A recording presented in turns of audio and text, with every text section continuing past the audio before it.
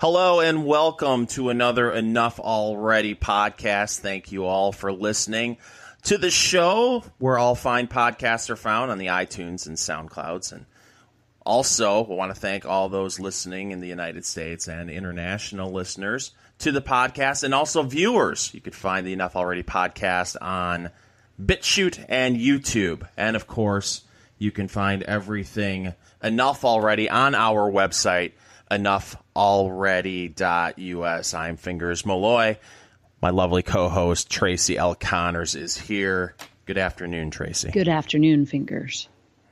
Well, we have a lot to talk about this week. We're a little late this week because I am back from a weeks-long vacation in Florida where I did my best to become Florida man, but it just didn't happen, Tracy. No. I drank, and I drank, and I drank, and I was not found naked in the middle of the day on top of a Wendy's. Maybe next time. Were you naked on top of Wendy's in the middle of the day? I said I wasn't found. Right. Naked. That's as far as I'm going to go. Okay. So we have a lot to talk about, but we are late this week. We've got everything going on. There was a hate crime congressional hearing today in the House. Yeah. Yes. We'll talk to about that in a little bit. But first I want to get to something that we've kind of been talking about for some time here, and that's the battle for the heart and soul of the Democratic Party, Tracy. And for a long time, the Democratic Party was kind of dominated by these working class white voters, and there's been a shift. At least the narrative says there's been a shift to these younger college-educated leftists who want to pull the party to the left. And you found a story that talks about what primary voters may look like in the 2020 election, and it may go against the narrative that has kind of been pushed for the past 8 years. Yeah, and it was CNN Politics, of all places. So the headline is, the Democratic electorate is older, more moderate, and less educated than you think. So that's another one of the things they always like to throw in everybody's face, right? The Democrats are the party of college graduates and postgrads, and they're super duper smart. Well, that's not what they found at CNN. So they say, listening to Joe Biden, you might come away with the sense that he's out of touch with the Democrat Party's electorate, which many believe is younger, further left, and better educated than it used to be. Indeed, the party's voters may be all of these things. I read this article and I'm like, wait a minute, is it or is it not? The reporter whoever's writing this kept contradicting themselves. Let's see, Harry Enton. So is it further left and younger or not? I don't know. But then they get into some demo stuff. So those younger than the age of 40 made up 6 more points of the Democratic vote in the 2018 midterm than they did in the 2010 midterm, according to Catalyst, a Democratic firm estimate of National Voter File. The exit polls illustrate a similar trend. But even if Democrats are younger than they once were, millennials and Generation Z voters, roughly those younger than 40, are still very much the minority of Democrats. They made up just 29% of all Democratic voters in the 2018 midterm. So when you add those who are 40 to 49-year-olds to those, you still only account for 44% of the Democratic voters in 2018. So the AARP demo, as they refer to it, were the majority. And then they get into the college-educated business, and it's only 54% of those. Oh, excuse me. This is when they talk about the level of moderates versus conservatives in the Democrat Party. And they're saying 54% of the Democratic voting base is moderate or conservatives, which is shocking considering what we're hearing out of the mouths of those running in their primary. And then let me see, only very liberal, 19%. And then the majority of them are working class. So 59% of all voters who cast a ballot for the Democrats in 2018 don't have a college degree. So this is a totally different picture than what we've been led to believe. It's going to be interesting to see what happens going forward, because we've talked about tribalism in the past and how people may identify with the political party almost as like a sports team. And, my dad was a Democrat. My grandfather was a Democrat. So I'm a Democrat, and I'll always vote Democrat. And they don't, some people, and this happens on the right too. Sure. I'm not saying this is just a leftist thing or a Democratic Party problem, but where they will just go to the voting booth every 2 to 4 years and vote for their team and then walk away and really not examine what the leaders of the party are saying and what policies they're pursuing. I talked to many, they were called Blue Dog Democrats, Reagan Democrats in the Midwest, and either the Democrats that went for Trump, who were considered Reagan Democrats, these working class people, or working class folks in the Midwest who identify as Democrats. Let's focus on them. They almost look at the party as if it were the party of JFK, mm-hmm. and not the party obsessed with going to war with Chick-fil-A. Right. Well, I mean, are they the less engaged? It seems to be the more engaged, the further the divide ideologically. Like the more engaged people are the rabid leftists, or on the right side, like the Tea Party folks and that kind of stuff. So the more extremes of the respective parties. And it could be that the general electorate doesn't reflect the primary electorate. So this is why they got to go full on hardcore left to get those people that are actually the super voters, as they call them, that vote in every election they possibly can. But to your point, I mean, I think of Midwestern Democrats, I'm thinking union folks. And that sounds like what I'm hearing in this polling data, that, I think of union folks, not to disparage it at all, but don't necessarily have a high percentage of college graduates in that field, and they're working class, and they are getting older. They're phasing out a lot of unionism anymore, of course. Right. I mean, the union memberships, if you look at somewhere like the United Auto Workers, it's 10-15% of what it was, say, in the 70s. But, where I was going with that is you saw many who would consider themselves traditional Democrats who are, say, union workers or, the working class in the Midwest break from the Democratic Party and do what Reagan Democrats did. And they, except they went for Trump this time around. The question is will these older voters who, in the general, would vote for a Joe Biden, and in this piece it kind of talks about how Joe Biden is banking on going after these older voters in the primaries. The question is, if these older Democratic voters do not get someone like Joe Biden, if they get someone who's a little bit more radical, will they stay home?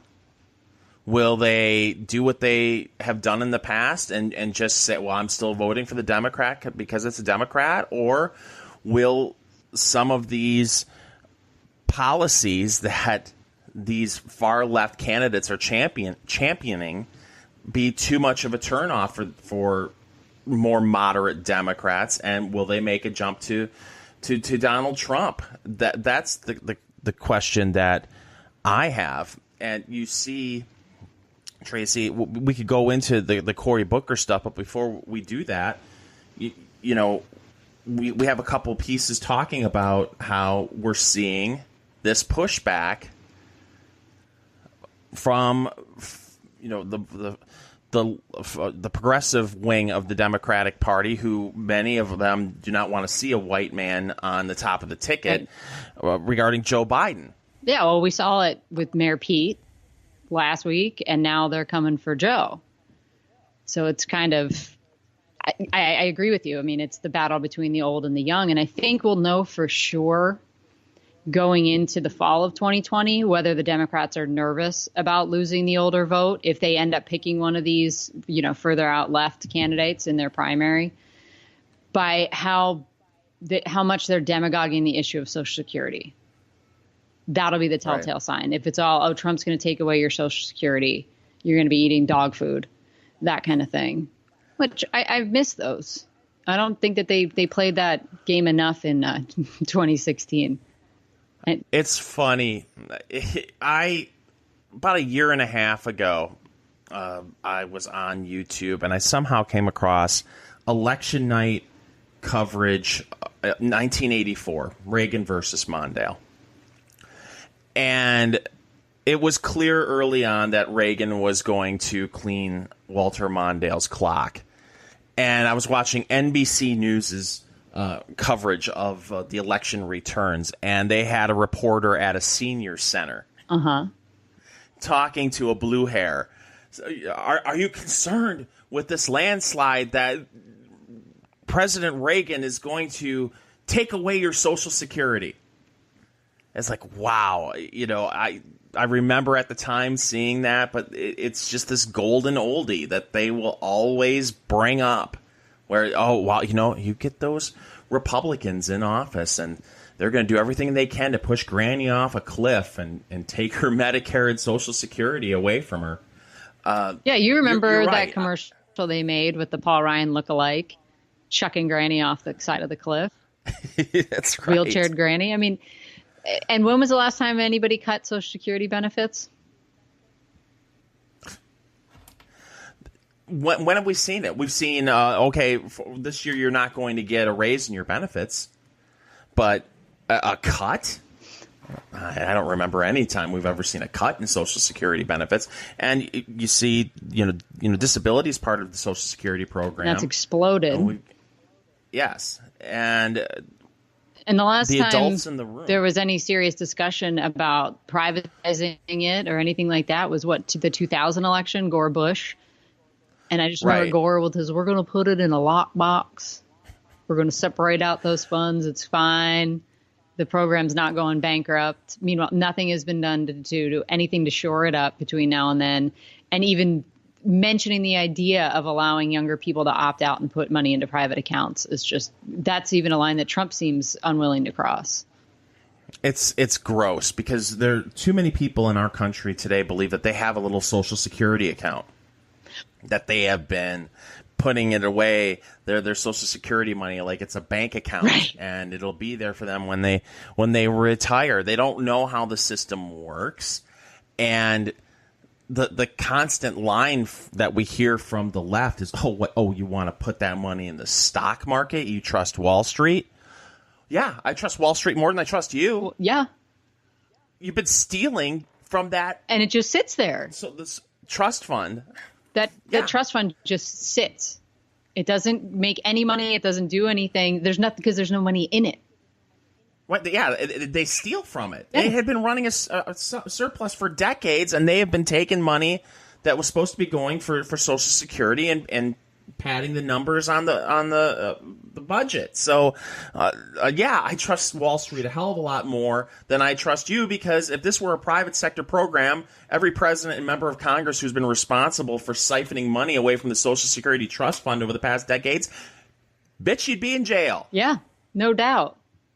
No, and it leads me to something that we had maybe considered talking about, and now I'm looking to see if I still have it pulled up anywhere, of course.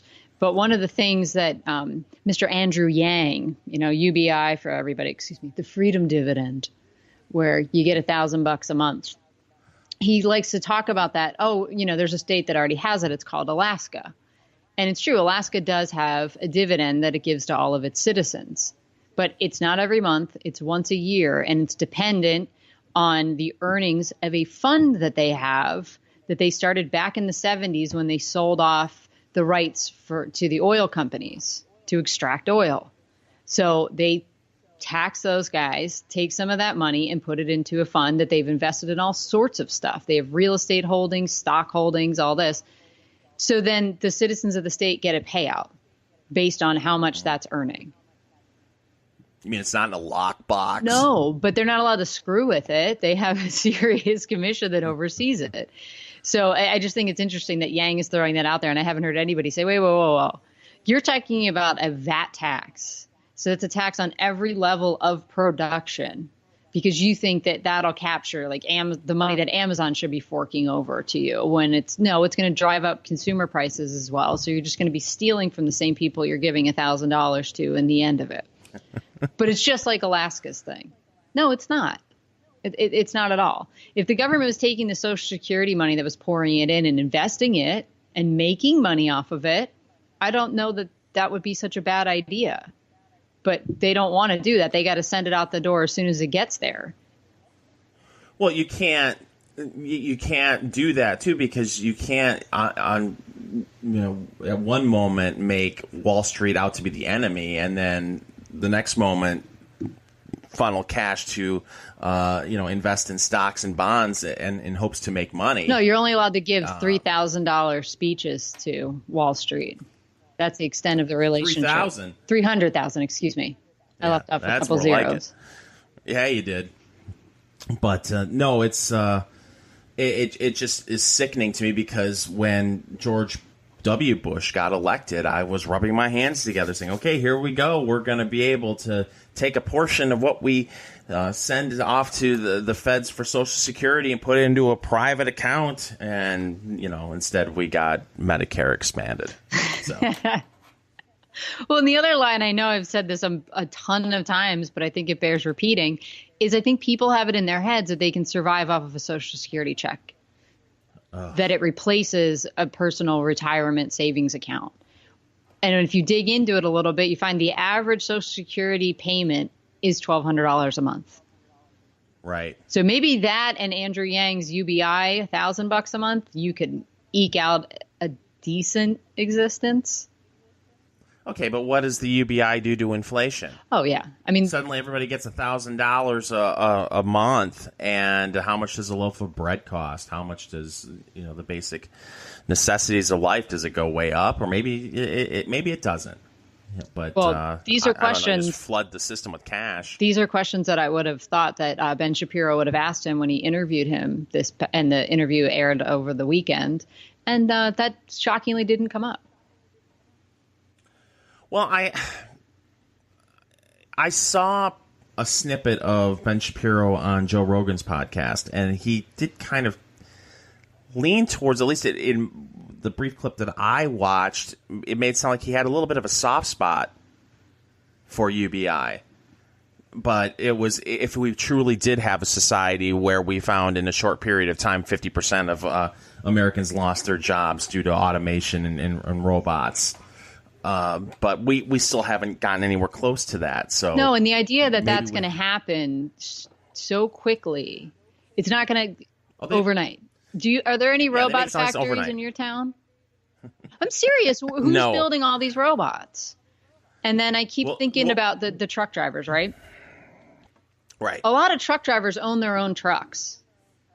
So what's to prevent them in this future state where there are driverless trucks from owning the driverless truck? And now they can just sit at home instead of sitting in the truck. And we don't know how this is all going to shake out. Are you going to need a human driver in the truck? Are you going to have another little robot that rides along and checks bills of lading and makes sure everything's there and loaded correctly? And all? I mean, I just think that people haven't thought through what this actually looks like, how long it's going to take in this transition, and then what's stopping anybody from owning their own fleet of these things. And you're going to have a whole movement of people who are going to fight against progress. And you're going to have a Ralph Nader type person. You're going to have a situation where a driverless semi is going to plow into a school bus or something, and then government intervention will come in and pump the brakes on a lot of this stuff, because while it's great for the free market to have this kind of stuff happen, if it's reliable, obviously there are going to be politicians that are going to sit back and say, wow, half my constituents could be out of work within 25 years if we let this go without some sort of government oversight or government intervention. Like you said, are we going to have a semi going down the road that's driverless, or are we going to demand that there has to be a human being in there to override any system in case something goes wrong? Right. There's so many unanswered questions that need to be answered before we start talking about UBI. In my mind, but when you've got a huge chunk of the electorate just wanting checks. Yeah. Sent to them in the mail, whether it's to pay for their loans, pay for their health care, student loans, pay for their health care, or now this. It appeals to a lot of people, Tracy. I mean, who doesn't want free stuff? Free. Yeah. No strings. Don't ask how we're getting it.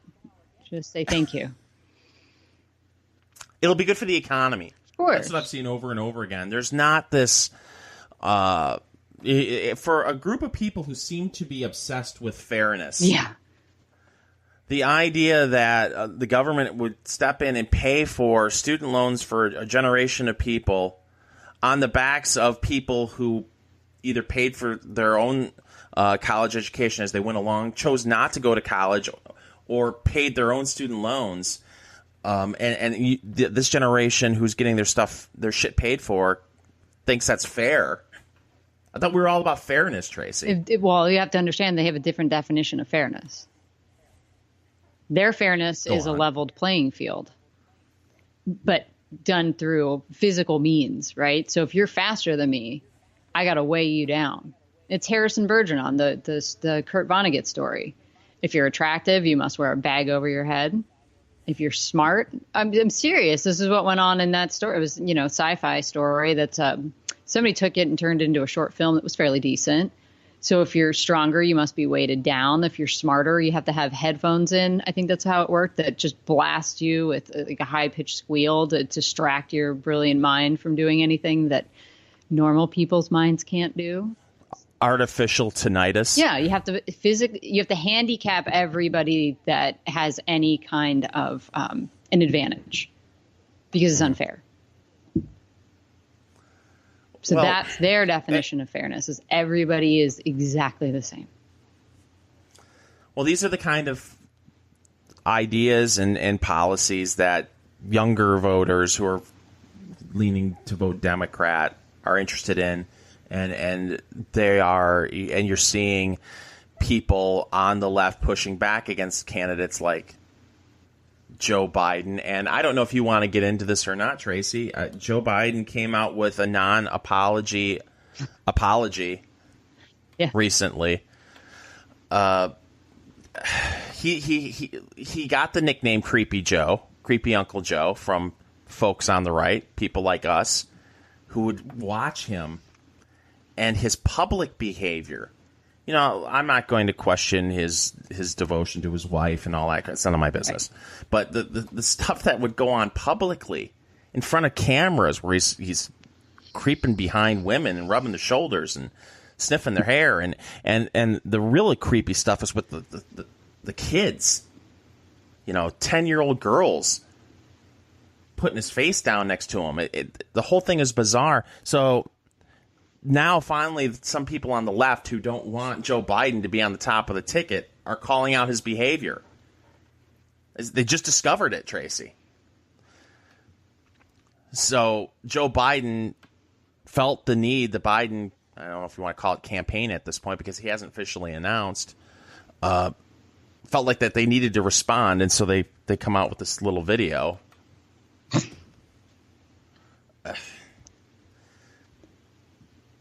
Yeah, here's old Joe sitting at home just explaining to you how he's not sorry, but he's inappropriate. I think it might want to play here in a second. No. No? No. All you need to know is he did not say sorry in his apology video. Well, he said he gets it now. He's a caring individual, and he wanted to show the folks, Tracy, Bill O'Reilly calls them the folks, he wanted to show the folks that he cared about them and cared about their problems. And the way that he would do that, he's very handsy, very touchy-feely, wanted to show people that he cared. But now he realized times have changed. We're in 2019, and it's all about selfies. Yes. But Tracy. Does that mean no touching in selfies? He doesn't try to do I guess not. The arm around? No. One of the things I was thinking about doing, do you remember, and it resurfaced here a little in the last week or so, it seems to come back every 2 or 3 years, Someone put a montage together of 80s dating videos where someone would and they ended up being on the Ellen show. It was just a bunch of guys. One guy was dressed like a Viking, and they were, back in the day before we had Tinder and what's the dating apps. Is Tinder the LGBTQ app? No, that's Grindr. That's Grindr. Yeah, okay. Tinder and Grindr. Tinder and Match.com and all this stuff. Back in the 80s, you had to go to a dating service, and they would put you in front of a camera, and you would, do a pitch to potential suitors or, gals out there. Tell them why you should go on. They should go on a date with you. So someone got footage of these awful dating videos where this guy says, "Hi, I'm Maurice, and I'm a wild man at night," and all this stuff. I thought it'd be kind of funny to take that video and then splice in some of Biden's apology in between the 80s dating videos, because that's what he makes it sound like. He's like, "Listen, back then, when I became a politician, it was perfectly okay to nuzzle up behind a woman and press your body up against her from behind. But now, it's 2019 and it's all about the selfie." Right. I totally remember Nixon behaving that way. Gerald Ford, absolutely. Carter was known to be grabby, a little handsy. No, this is garbage. There are plenty of people that are his contemporaries, age-wise, that are still serving in the House and in the Senate. And I haven't seen anything like what he does. Well, even people like Ted Kennedy, what he did privately was one thing, but in public, he wasn't acting like this. Well, in public, there was the waitress sandwich with Chris Dodd, but I mean, in front of a camera, like in front of journalists, you didn't see this type of behavior. And look, maybe it's harmless. Maybe he doesn't have some sort of weird Dick Morris fetish. For those that don't know, apparently Dick Morris likes the feet. Yes. But, you would think by watching the footage that, boy, Joe Biden really likes to sniff women's hair. Yeah. That's his thing. A little bit too much. Yeah. Well, the only time I've seen behavior like what we've seen out of him is in the sexual harassment training videos that were out in like the 90s that you had to watch when he started working somewhere. Right. I mean, maybe it's all innocent. Like I said, maybe he doesn't have some sort of weird hair fetish, and maybe he really thought. I do think that he thinks he's way more charming than he is, and that he just show those pearly whites, and people will. He could do just about anything, get away with anything, because he's a handsome, charismatic man, and he cares about you, Tracy. So, what's wrong with getting behind a woman and rubbing her shoulders? I shake hands. Because I he cares. People. I grab men and women by the shoulders and say, "You can do this." He's so irresistible that he can't even resist himself. Young, old, it's the way I've always been. It's the way I try to show I care about them and I'm listening. So he's Senator Horny Tony Robbins. Yes. That's what it comes across as. Oh, okay, no, really, I'm not a horn dog. I'm just trying to inspire you, and I'm going to inspire you by sniffing your hair. Mm-hmm. Okay, I guess. Well, so now, but what's amusing about this is now finally, he's actually been out of the spotlight for 2 years, and now he's talking about running for president, and now we're going to start talking about his behavior as if he wasn't, a heartbeat away from the White House just 2 years ago. Right. And we couldn't talk about it back then. But now we can talk about it. Well, it didn't matter then. Now it does, because there's a primary on the line. So if I'm to believe my favorite daily morning cartoon show, Morning Joe, this is all some incredible plot hatched by the Bernie Sanders campaign. Because Lucy Flores, who was the first one to come out and say that she thought it was creepy that he leaned in and smelled her hair and rubbed her shoulders as she was waiting to go on stage at a Nevada Democratic Party event, she's a Bernie supporter. So we shouldn't believe her. I thought women don't lie about this stuff, Tracy. We never do. I don't know where this is coming from. I was aghast when I heard that come out of their mouths. Well, so there's this pushback, and it's probably from the younger college-educated voters, Tracy, yes, in the Democratic Party who do not want a Joe Biden at the top of the ticket, and they want someone more like, say, Cory Booker. Sure. Who has made the news a couple of times this week. He introduced a reparations bill in the United States Senate. It's so ridiculous. And he's not introducing anything, just to be clear about this. It's nothing new. Uh-huh. It's the same bill that already exists in the House. And this is a bill that's existed since, I believe, 1989. And I can't remember if it was Bobby Rush or John Conyers or one of those guys that's been in there for too long that put this idea forward, and it gets reintroduced just about every single congressional session. So, but the way that it's portrayed in the media, at least initial reports, I believe this came out on stage when he was on CNN for his town hall or whatever. The question, do you support them? Yes, I do. In fact, I'm putting forward a bill. And then you look at the headline from Politico, which actually reports what's going on. Booker to introduce reparations study bill. Oh, are we going to put together a blue ribbon panel? We are. Oh, I love blue ribbon panels. So he had tweeted out, I will be introducing a bill to study reparations proposals for African Americans, the Senate companion to Sheila Jackson Lee's H.R. 40 bill in the House. So Sheila has become now the what do we call it? What is that called?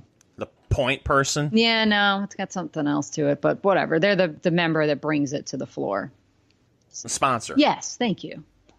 So I read that bill a couple weeks ago, and it's pretty short. I think it's about the same length as the Green New Deal and just about as policy-packed as that is.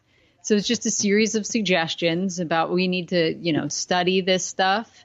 And we want to put together a 13-member commission to do this. And I remember reading this and texting you and saying, hey, Fingers, this is really weird. The first 3 members of the commission that they call out in that section when they describe who gets to be on this commission get to be appointed by the white nationalist, white supremacist, Nazi-loving President Trump. This is a little weird. Do these people not believe that BS that they're constantly spouting? They believe that white nationalist, white supremacist, Nazi-loving president of ours should actually get a say in who sits on this reparations study committee. So who does he name as his 3 people? Let's have some fun. Yeah, I don't know. Roseanne Barr. Uh-huh. Ted Nugent. There you go. Oh, good one. And Kid Rock. That'd be great. Why can't I think of his name? The boxing promoter that loves him. Don King. Oh, Don King. Yeah. Okay, Don King. Mike Tyson. Also a Trump supporter. Dennis There Rodman. you go. Oh, man. We are the ideas people. We are. We really are. So this bill just gives this group of 13 people, and then some of them will be appointed by Congress. And then some will be appointed by groups that have studied this. So apparently there's a bunch of nonprofits that exist to study this idea. And I can only assume that they get funding from the same people that funded the Southern Poverty Law Center. So they should have an influx now that place is devolving into nothing. And then after about a year, and I can't remember what their budget was, it was multiple millions of dollars to just study this question. Then they get to make their findings known to Congress. And then we'll decide what to do. It's going to be really fun in the 2020 campaign for Democrats to go to the Rust Belt states trying to talk working class voters who voted for Trump in 2016 to vote for them while the ads are being played in those states by if Republicans have the guts to run them.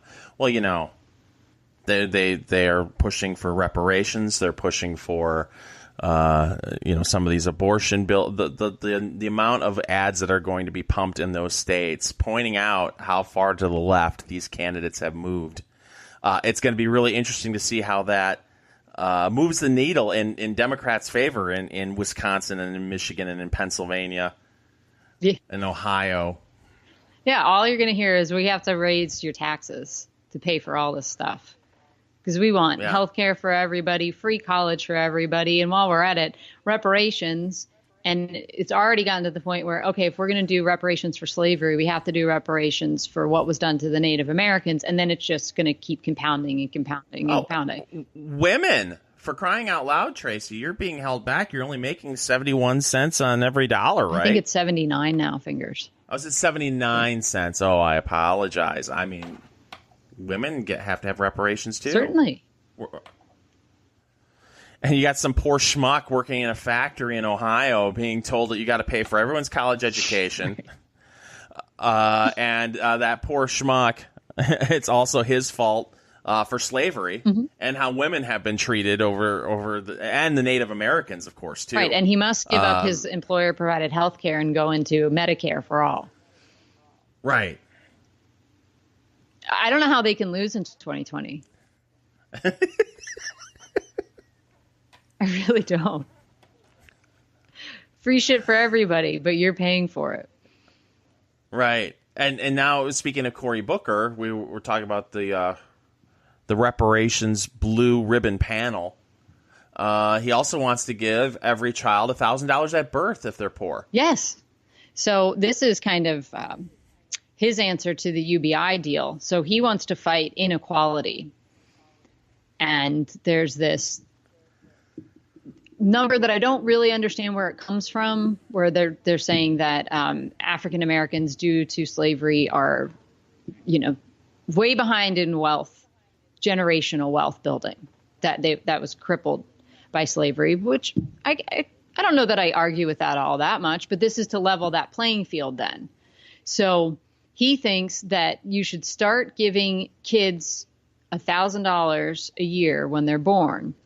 And now there's a nice little table in here. So it's called the American Opportunities Account. So every child, upon being born, would be given an account seated with $1,000. Don't you love the name? Of course. What, Tracy, if you're against that, you're against opportunity. You know that I am. And who? So thank you for outing me to everybody else. All right. So then every year through the tax code, children would receive up to an additional $2,000 to deposit depending on the family's income. So if you're above a certain, if your family takes home a certain amount of money, if you're above, let's say, the poverty line or $147,100 for a family of 4, then your kid only gets that original $1,000. And Cory thinks maybe it'll make some interest over the years because, the government is going to put it in a lockbox, of course. Of course. So over the span of 18 years, you would accrue a whopping $681 in interest on $1,000. So it doesn't even double that. But if you're less well off, you're going to get more of that. So if you have a family that makes less than $25,000 a year, you are going to get $2,000 put into that account every year until you turn 18. Okay. So then when you turn 18, you're only allowed to use this to buy certain things, of course. It's only stuff assets that will accrue value in the future. So you can pay for college or you can buy a house or whatever. So the government's going to give you this money and then they're going to constrict the ways that you can spend it. Which is always marvelous when it comes to any kind of government program or government money. Uh-huh. There are always restrictions. You're told what will qualify for things that you could purchase, what you can't. There are always strings attached when it comes to anything like that. Of course. And I didn't even read enough to find out how he plans to fund this. I'm assuming it's just stealing from somewhere or another. Oh, Bill Gates will pay for it all. Oh, yeah. Just tax Bill Gates. And if we can get a hold of Donald Trump's tax returns to get an idea how much he paid, we'll just take all the money from Donald Trump, too. Okay. So Donald Trump, Bill Gates, and Warren Buffett, even though, Warren's a good lib, but still, if you're going to make an omelet, you got to break some eggs. Yeah, well, he's getting right? away with it because he just takes all his money as a capital gain. Right. So he's not paying income tax because he doesn't have any income on paper. Because shock of all shocks, people don't understand. People are going to do whatever they can to avoid paying taxes. Well, people don't understand capital gains either. No. You know, you're not guaranteed. When you invest your money, you're not guaranteed that you'll make something off of that investment. No. So why should it be taxed as high as it would be income? Because you could lose it. You could lose that investment. Yes, and you've already paid taxes on that money. There's that too. Because you earned it somehow. And perhaps it went through payroll, and so you've paid taxes on that. And if you haven't, then you're a tax cheat. The system is too complicated. It's all too complicated. And politicians bank on people not understanding the system. And then they come up with simple slogans and solutions to these problems. And in many ways, there isn't a problem to begin with, but they offer a solution pretending there's a huge problem. Well, if they're not problem solving, what are they doing? Right. If they got rid of all the problems, we would have no need for them. Not that we have a need for them now, mind you, at least in my mind. But they have to justify their bullshit existence and the paychecks that they extract from our paychecks. Well, and the thing is, so much of this there can be more of a level playing field if the education system in this country were better. But then we have a whole argument over how do we make that system better. Right. I think you and I are probably in agreement. I would love to have the elimination of all public schools. Get the government out of education altogether. Yeah, it's obviously done a really poor job. Yeah, and you would think that the Department of Education has been around for 150 years, right. The way some people talk. I mean, I hadn't been around all that long, folks. What, 1979, 77, something like that? It's the 70s. No, I thought it was under Nixon that it came into being. Did it? I don't know. You guys can Google that at home. Yeah. But okay, Nixon was if it did happen under Nixon, granted, he came into office in the late 60s, but it was probably the 70s. So whether it was under Nixon or Carter, whatever. And the Department of Education hasn't been around. Educates zero people. Right. It's a leech. It just sucks money away from the American people and then redistributes it as it sees fit, and it makes local school boards less accountable because the school boards, we would like to do something different here, but our hands are tied. This is federally mandated. Gotta do it. So, I mean, I would like to see, if you want to level the playing field, we have to do something with education in this country. But if you say stuff like that, well, my God, you're a radical. Right. But you hate education. Well, education should be much more dynamic than it is, and it could be much more individualized with technology now. So I hear all this stuff about, the robots are coming and they're going to replace truck drivers and assembly line workers and all this stuff. Why aren't they going to replace teachers and bureaucrats? You never hear that. Right? Honestly. Like, I think about the IRS. Couldn't every single human being that works there be replaced by a robot? It's just math, right? Or at least 50%. I would think more than that. You're just taking returns and ingesting them and then making sure it all adds up. Right. That sounds like a computer program to me. Yeah. And then maybe you have agents to go do audits. I mean, especially, too, I don't know about you. Your situation's different. I can't tell you the last time I filled out a tax form, put it in an envelope, stuck a stamp on it, and mailed it somewhere. No, it's all electronic. Yeah, I've been e-filing for years now. So, technology. But and as technology becomes more and more prevalent and when it comes to filling out tax returns and more people e-file, you would think, Tracy, that the number of employees at the IRS would go down, right? Yeah. You would think over the decades here, as people have turned to e-filing, that the employment over at the IRS, there would be less agents there. But my guess is if you looked at a chart, you would find that it continues to grow, because that's what happens. Of course. Government agencies and bureaucracies, they grow and grow and grow.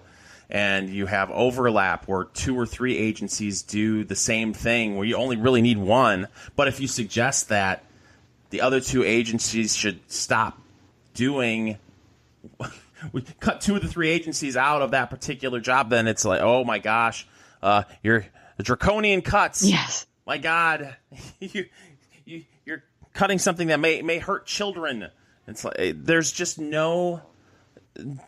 Politicians and bureaucrats are so good at feeding the beast and growing government, and the people who want to see government shrink were just not very effective at messaging or getting the job done. No, we couldn't even sell the tax cut effectively. I mean, this is amazing to me. This was a piece from the Washington Free Beacon that Matt Iglesias, America's favorite writer over at Vox. Vox writer praises progressives for misleading Americans on tax cuts. So Vox writer Matthew Iglesias praised progressive groups for misleading Americans about their taxes on Monday. In a tweet, Iglesias praised the, quote, messaging success over Donald Trump's Tax Cuts and Jobs Act, which the president signed into law back in December of 2017. So at the time, the speaker said, Paul Ryan said that the bill would save families making $73,000 per year or more than $2,000. So Iglesias says progressive groups did a really good job of convincing people that Trump raised their taxes. So according to the Tax Policy Center, the average middle class family is keeping almost $1,000, which would have previously gone to the government. So on Monday, Iglesias admitted that the bill had in fact been a success, despite Democratic insistence to the contrary. He said, quote, the facts say a clear majority got a tax cut. This is just so unbelievable to me. So Iglesias tweets out, nobody likes to give themselves credit for this kind of messaging success, but progressive groups did a really good job. Of lying. Of lying, right. And making all these people think that, but the sad part is that people are believing it. Yeah. So Jim Harwood tweets out, no wonder Trump and the GOP tax cut is so unpopular. Just 17% of Americans think their taxes were cut, according to a new CBS Wall Street Journal poll. It's unbelievable. So he follows up with a tweet replying to Iglesias saying, well, you know, these progressive groups that push this lie were helped by the fact that the tax cuts for most people were A, modest, and B, concealed by new withholding tables that dribbled them out week by week in tiny amounts. So the Free Beacon says, since the IRS is withholding less from any given paycheck, Americans are owed less in their refund come tax season. The refund, I love that they have to spell this out. This is what talking about education fail, right? The refund is the amount the IRS determines it withheld from a taxpayer's income in excess of the amount the taxpayer owed. The government returns income to which it is not entitled. To which I ask, what income is it entitled to at all? And why have we ceded that point? Too much. Right. And these people that are so obsessed with getting a tax refund, do they not understand? I try to get as little money going to them as humanly possible because it just becomes a tax-free loan to the government, and they don't pay me back with interest. Right. So I've talked to people that do it on purpose. They take these huge withholdings because they say, I'm not good enough with my own money to save something on the side. That's my vacation fund. I plan on that. Okay, well, you know yourself well enough to understand that you don't have the discipline to do it. But other people seem to think it's like some lottery that they won. Oh, I'm getting free money. No, it's yours. And it's yours. And then you're upset that you didn't get as much as you did last year, even though you got to keep more of your money week by week. Right. during the course of the year. I can tell you, and I am not, I do not make a six-figure income by any stretch of the imagination. And I can tell you, I took home more in my paycheck after the tax cut, and I got a bigger refund. Same thing here. So, Donald Trump, you magnificent bastard. That's all I have to say. But it's just infuriating that they suck so bad at messaging this. They do. Well, and it doesn't help, too, that you have the mainstream media going along with the lie and are perfectly fine with helping out Democrats who are lying about this tax cut. Right. You would think there would be some journalism going on when these claims are made that people didn't get a tax cut. Maybe they should dig in to see if they're getting a tax cut. And then these talking heads, when they're having Democrats on claiming that the tax cut was a big sham and it was only for the rich, you would hope that someone, if they were interested in being a fair and balanced journalist, would say, well, wait a second, Congressman, wait a second, Senator. You're claiming that these are for the rich, but clearly the data shows that most people got a tax cut. Yeah. So here are the tax tables. This is the change. Yes. Clearly, it's already here. No pushback whatsoever. Well, it doesn't serve their interests. That's how you get 17% of the people out there who believe that they got a tax cut. Sickening. Well, we only have a few minutes left, but I think we wanted to get to this House committee hearing on white nationalism and hate crimes, Tracy. Yeah, I first learned about this morning when I was perusing the lefty sites that I like to look at. So the Daily Kos has caught me with this headline: Households hearings finally in hate crimes and white nationalism and Trump's role. And I thought, oh, that sounds like fun. And it turned out to be quite an interesting hearing over there. So I'm not entirely sure who invited Candace Owens to be one of the witnesses for the defense, I guess, is how we would put this, because it's the Democrat run. The Democrats are acting as the prosecution. They've got the Republicans on the defense because, according to the Daily Kos, this is all about Trump and white nationalists. So they've put the Republican Party on the defensive. So they brought in Candace Owens, and there was somebody else that was also brought in to stand with the right side on this. And I can't remember. It was like someone from a pro-Zionist organization or something like this.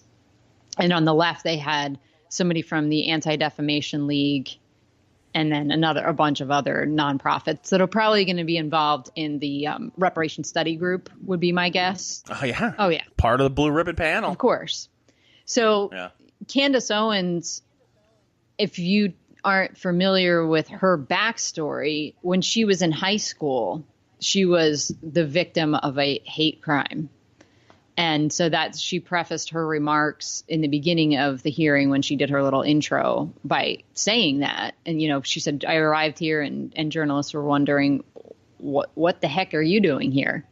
And she said, well, if any of you had done your homework, you would know that what happened to me in high school. And apparently it was quite a big story. She tells the whole story on the episode of Joe Rogan's podcast that she appeared on. So if you have any interest in that, I would suggest going and watching this. But then, of course, the Democrats are going to do whatever they can to just destroy her. And so there was a video a couple months ago of her speaking over in Europe. And somebody asked her something about Hitler. And God bless her, but she's only 29 years old. And I don't know that anybody's pulled her aside and said, hey, if anybody raises the Hitler, you can just ignore the question. Right. You do not have to respond to this. And it's probably better if you don't. Because anything that you say, no matter how brilliant, is going to be taken out of context and used against you. And not to say that I think the comments that she made were brilliant. I think she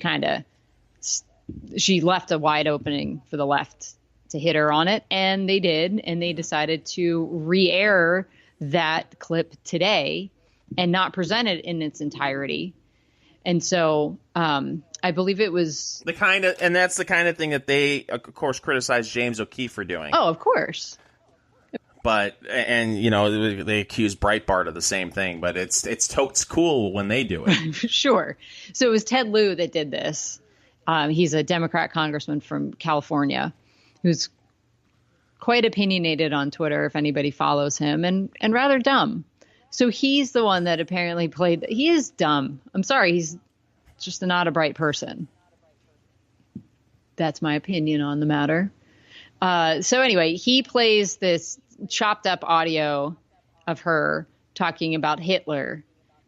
And so this is her responding to that when they turn the floor back over to her. But I just love how Mediaite, which is where I found this clip, has the headline: Candace Owens urges Congress to watch the full video of her defending Hitler.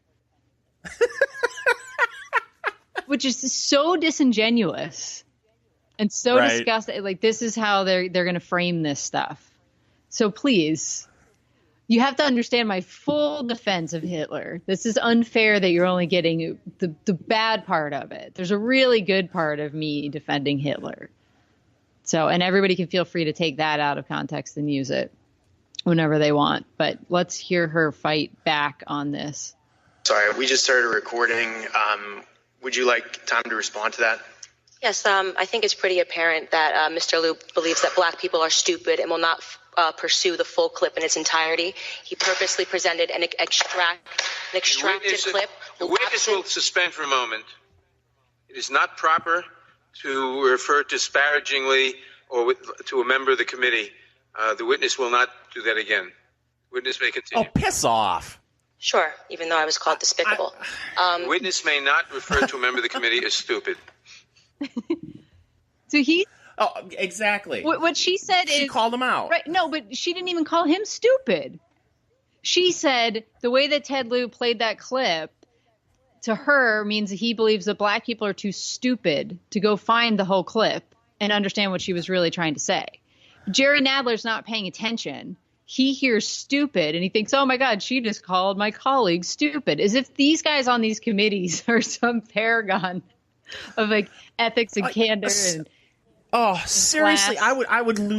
I would lose my shit if I ever had to appear in front of a committee like that. We're supposed to show these people some sort of respect, like they cannot be criticized in any way.